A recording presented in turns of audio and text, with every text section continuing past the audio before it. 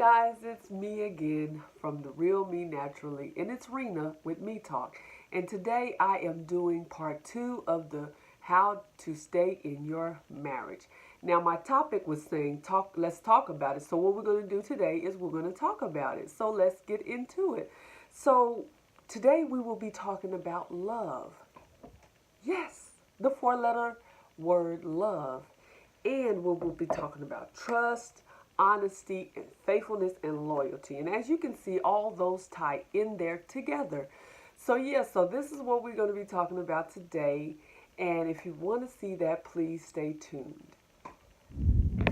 So let's get right into this video. And now we're going to go start with love. Now, when your partner got on his knee and asked you to marry him, I'm pretty sure you had some love there, okay? Because if you didn't, you would have said no. And I'm pretty sure he loved you when I'm pretty sure you loved him when you said, I do. You said, yeah. So there had to be some love involved in that, okay? So I'm like, if you love that person, are you in love with that person? So we're going to be talking about, are you in love with your mate? And a lot of you people be saying, that's my soulmate, that's my soulmate. And a lot of times you don't stay in the marriage, even though you say it's your soulmate. So we're just going to get right off into that love thing, okay? So if you say you love that person, which I think that you can love someone, but you can also not be in love with someone. So there can be signs that you love someone, you just love someone, you know what I'm saying? You could just say, I love you. Okay, that's just a word, but we have to put action with those words, love. Love should not be a word that you just go around spreading around. I love you, I love you, I love you. And then you don't put any action behind that word, because love is an action word, okay? And a lot of people think that love is just buying you something, just buying you something like, here's a gift for you, I love you. No, love is more deeper than just giving you a gift. And when you're in love with somebody, you are not going to hurt them. So this is how we're going to get into this trust and honesty and loyalty and faithfulness, okay? Because I'm going to tell you something. If you love your partner, you're going to be faithful to them. If you love your spouse, you're going to be faithful to them. You're going to be loyal to them. You're going to be honest with them. And they can trust you. You're going to be a trustworthy person, okay? So all of that is tying in today with love and being in love. I don't believe that you love somebody if you just give them a gift. Oh, here, I love you. I want to show you. I mean, you can express your love that way, but if you just buying a gift all the time, like show you love somebody, no. I'm going to tell you what people want. They want true love. They want you to respect them.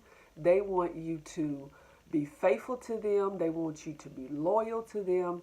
So just that's the best way to show some love. That's the best way to show deep down love, is to be faithful, is to be loyal, is to be, and all of those things, like I said, tie in together with love. So material things is fine, of course it's fine, but you want somebody that's going to spend time with you, quality time, that's going to just be there for you and not let anyone hurt you. That is true, genuine love. When somebody is really protective, do not want anybody to hurt your feelings, and they don't even hurt your feelings because they love you so much. They're like, no, I'm not going to hurt my spouse's feelings, and I'm going to be there for my spouse. They're going to feel comforted. They're going to feel loved. They're going to feel it. I mean, because like I said, love is an action word. It's not a word that you take lightly. So they're going to feel everything that you say, did you say you love them? They're going to feel it. They're going to know it. It's going to be deep down in them, okay? Just like you know when your partner, to me, is faithful. A lot of people probably pretend like they don't know, but you know. Because if you've been with your partner or I'm going to say spouse, if you've been with your spouse a long time, you know that they are faithful, because you know certain things about them that will tell you that something is wrong, something's not right, and then you can sit down and talk to them about it and be like, okay, what's going on, because the things that they used to do they're not doing anymore. Like, and so that's how you know that they're not being faithful to you. They're doing different things and you know them very well. I've been in my marriage for 23 years. I've been with this man for 24. So I know if he just if anything happens, I would know about it. I would really truly know, because I know my husband. I know him like that. So it's like, you can't hide stuff. No one can just hide stuff forever. And it's just best to be faithful, because first you won't have to worry about getting into trouble. You know what I'm saying? With your spouse, you won't have to worry about getting in trouble, like explaining things. It's just best to be faithful, loyal, trustworthy, all of those things. It's just best to be that way. Then you won't have to worry about nobody calling the phone. Can I speak to so and so? And then, I can truly say that I've never had a call from another woman to my husband talking about he did this, he did that, I'm with him. None of that. I'm telling you, and he has never gotten any call like that from me, because I'm like, we don't play those kind of games, okay? Those are games you just don't play if you want to stay in your marriage. Period, point blank. You want to be faithful to the one that you said I do, to the one that you got on your knee and said, will you marry me? I mean, marriage is not a game. It's not a game to be played with like the boyfriend and girlfriend thing. You can leave that person at any time, but in marriage, you cannot just leave anytime you want to leave. You have to stay there, air out things, work things out, talk to each other, have that communication, because if you don't, it won't work out. I'm telling you what I know. I've been married for a long time, and I'm going to be honest, I have separated from my husband a few times, and it's not been a lot. A few, mean two probably. And I'm being honest with you guys. I mean, because like I said, marriage is not perfect, but the Bible said to separate for a while and then come back together if things are not working so well that you just have to take that time apart. But I can truly say this also, that I did not cheat on my husband. He did not cheat on me. If he did, I would find out about it. I would have found out about it. So if you do take a break, do not do that. Do not let anybody else in. That is not the way to go, because first of all, you're messing up what you have built together if you bring something else in there that don't belong. Just leave that alone. That is nothing to be dealt with. I heard something bad about a person that ended up passing away over something stupid, like doing the wrong thing, stepping out on their marriage, and then the wife didn't even know, and then all of this drama comes back into her, and the guy end up dying behind it. So that is situations that you can just avoid if you just be faithful, truthful, honest, loyal to your spouse. Those are situations that you can just avoid.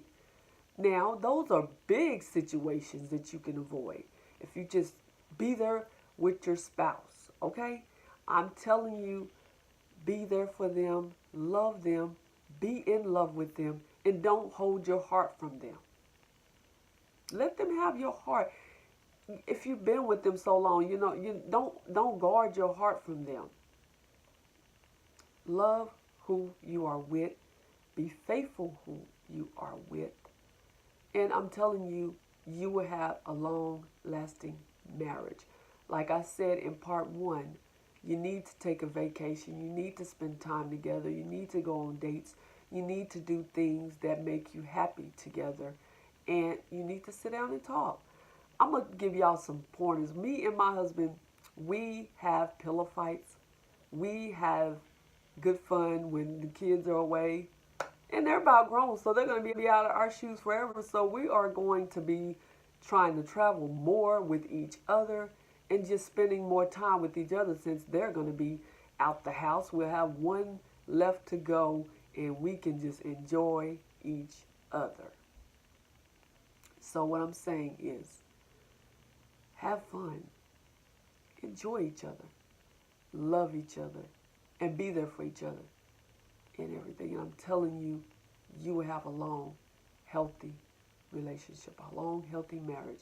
We had a few humps and bumps here and there, but we had to grow up together. We were young. We had to grow up together and learn some things. And this is why I wanted to share with you guys to let you know that you can make marriage work.